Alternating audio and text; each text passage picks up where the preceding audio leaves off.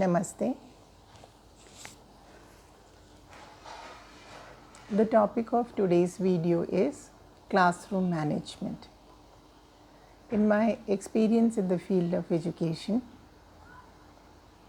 I have seen some teachers managing their classes very well, and I have also seen teachers who struggle with the classroom management. Now, for any class to be effective, the first prerequisite is that the class should be managed properly. Children should be listening to the teacher. How much ever you plan your class, you take valuable materials, plan activities, etc. But if the children are not willing to sit and listen to you, all the preparation, all the planning is pointless. Actually, when we talk about an ideal classroom is mostly where there is a sense of community and a feeling of camaraderie among the students, and students are self-disciplined. That is an ideal classroom, but most often we don't get to see an ideal classroom. Actually, for those teachers who are struggling with classroom management, I would like to say that there is no panacea or magic pill or magic bullet for classroom management. But there are certain points that if you keep in mind, you will be able to manage your classes well and make your class effective. Now, coming to the first point, the first point is in any class that you go, the first and foremost thing is that you should do is to develop a connectivity with the students. If you are able to form a connectivity with the students will be able to trust you, and it will be easy to manage them. When I say that you should maintain a connectivity with the students, it is like, understanding about the family, understanding about the likes and dislikes and things like that. But teachers should also keep in mind that there should be still some kind of a limit to the connectivity that you have with your children. That teacher-student difference should not be lost in your attempt to be friendly with them. Because in a classroom, what we find is that there are different kinds of students. There may be crafty students. There may be students who will who tell lies, or who will try to manipulate the teacher into swaying your judgment or things like that. So it is very important for the teacher to maintain connectivity. At the same time, the connectivity should be controlled. Second point, very, very important point that all teachers should keep in mind if they want to manage their class well is that children should be aware of the rules in the class. From the time the child comes into the class, all the activities, when the child is allowed to go out of the class or use the washroom or any other kind of activity, any kind of group activity, when you are asking the child to do, or just simply when you are asking a question to the child, how does the child answer? Do they answer all together, or your child, everybody waits for the turn and answers? All these things you should keep in mind and set rules and procedures for the children. From the time they come to the class till the time they leave the school, all these rules and procedures should be clear to them. If you are thinking that there is a new student or you are expecting new students in the class, then it is better to put it up on the notice board, the rules and procedures that has to be followed in the class, so that even if a child forgets, the other child will remind that these are the rules and procedures that has to be followed in the class. So that is very important. Once they understand or they know what are the rules, then it will be easy for them to follow. This way you can manage your class well. The third thing that all teachers should keep in mind who want to manage their class very well is that the teacher should be consistent in following the rules. The rules should be same for all the children in the class. I have seen classes where teachers are not consistent in following the rules. The rules are swayed for children who are maybe teachers' children or things like that.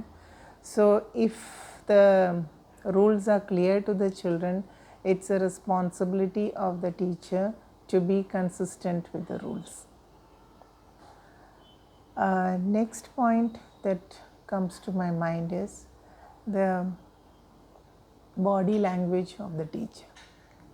If you want to control your class well, or if you want to manage your class well, then the body language of the teacher should be in such a manner that you should mean business. More than the body language, the way you dress, the way you speak, all these things matter a lot. And also the mindset behind that body language. Teacher should be kind to the children, definitely. You should be understanding. At times you should be flexible also. But the strength of the teacher or the authority of the class should be with the teacher. In this regard, I would also like to bring out a point that very often I have seen teachers delegating their authority to the class leaders or the class monitors. It is very important for the teacher to have an eye on those people or those children or the monitors also to whom you are delegating the authority. It is quite possible that the person to whom the authority is delegated may be misusing it. So that is very important. If there is a class monitor or a class leader who is given the responsibility of disciplining the class, the authority, final authority of that should be with the teacher. Then next point that comes to my mind when I think about classroom management is you should plan your class well. From the time you enter the class till the time you exit the class, your plan should be very, very clear in your mind. There is a saying, that if you fail to plan, you plan to fail. So planning your class is very, very important. Whatever time, whether it is 20 minutes or 30 minutes or 40 minutes, you should have a proper plan in your mind, and then you should execute it properly and every day, day after day. So the children will know that this teacher, when she or he comes to the class, there is something valuable that I am going to learn from this class. So if the child knows that he is going to receive something valuable from the teacher, then those children will be more disciplined and they will be ready to listen to the teacher well. So that is very, very important, whether it is an activity or any kind of group activity or any kind of thing that you have planned for your class. It can be a reading activity, it can be a listening activity, it can be a writing activity or whatever. But it should be planned properly and it should be executed properly in the class. Next thing that comes to my mind, and very often I have seen this, is that there is no element of fun in the class. There should be some amount of fun or happiness in the class. Then only children will be interested to sit in the class. It will be easy for the teacher to manage the class. So when you are planning your class, at least if it is a if you feel that the class is becoming repetitive or the class is becoming boring, then if you are able to add a fun element into your class, just cracking a joke or saying something about some event or something you say, or whatever, so that brings back the energy level of the children and it becomes easy for you to manage the class.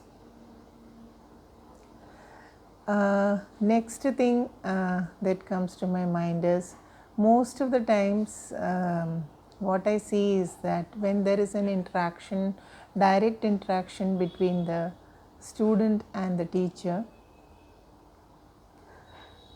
those children who are knowing the answer, they are very enthusiastic to give the answers, and somehow they want to catch the attention of the child and attention of the teacher, and they want to answer because they already know the answer. Now in this process, what happens is that unknowingly the other children in the class are neglected. Those children who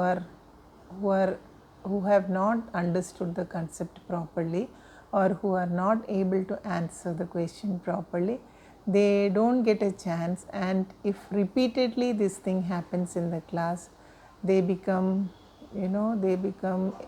introvert, and they feel that I am not given importance in the class, so why should I listen to the teacher? Let me engage myself in some other activity in which I am interested in. So it's very important for the teacher to maintain eye contact with every child in the class. That is very, very important. Most definitely the teacher should be aware of the names of the children in the class and address them by their names. That gives a sense of individuality to the child and a sense of importance to the child, that the teacher is taking my name, and the child will be attentive in the class most of the time. Then the next thing that all our teachers should keep in mind is that set expectations in the class. If the child is doing well, praise him and say that I expect you to do even better. If the child understands or the child thinks that my teacher is expecting this from me, he or she will be definitely working towards that to reach up to your expectations. Small things, I have seen teachers giving some treats, like chocolates or something. treats and words are actually temporary. It will not remain with them for a long time. But if you are able to discipline the child, if the child is self-disciplined, if you are able to instill in him the value of discipline, and there is no need for the teacher to go and repeatedly tell the children keep quiet or don't make noise or don't run around, all these things will not be required. Then most importantly, whenever we are conducting any activities in the class, the activities should be conducted in such a manner that the whole period the child is not doing the activity, there is some amount of activity in the class, and then because any activity in the class, it energizes the child. So once that energizing activity is over, then it should be alternated with a calming activity. For example, any activity like drawing or anything, it calms the child. So if there is a repetition of these kinds of energizing and calming activities, it is very good for classroom management. Most often it is seen that children who are coming from a difficult background, it is difficult to discipline them because they have they don't trust their authorities very soon. It takes them time to trust their authorities because of the environment or because of the conditions they have faced in their life. And children who are coming from safe background, and where the parents are able to devote time to the children and where all their necessities are met, there we find that it is easy to control the children.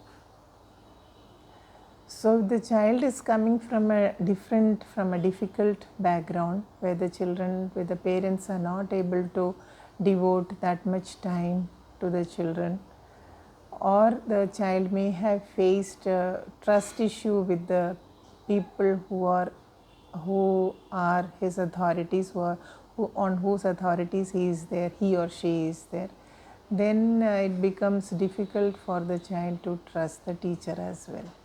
So extra care has to be taken by the teacher in cases where the children are coming from difficult background.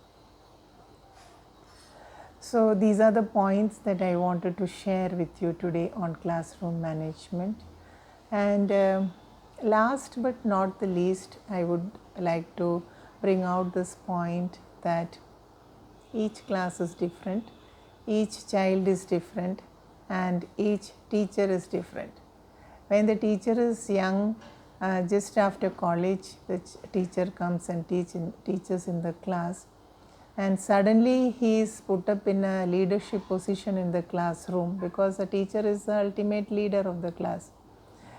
So it becomes very difficult for the teacher to understand the modalities and other things, the things that are going on in the class. So effort has to be taken from the teacher's side to understand the class and then manage the class well. As there are different kinds of students in the class, there are different kinds of teachers also. Some teachers are able to manage their class well, they learn quickly. Some take time to learn, and some teachers, they learn by trial and error. But most important thing is that whatever happens in the class, you should have different kinds of strategies to manage the class. Should never give up that, okay, this class is the most notorious class in the school and things like that. Never utter those kind of things in the class. Whatever kind of children are there, whatever kind of situation is that, is there. Try to have different strategies for your own class and manage your class well. I hope this video will be useful to all the new teachers and teachers who find classroom management a difficult task. Thank you.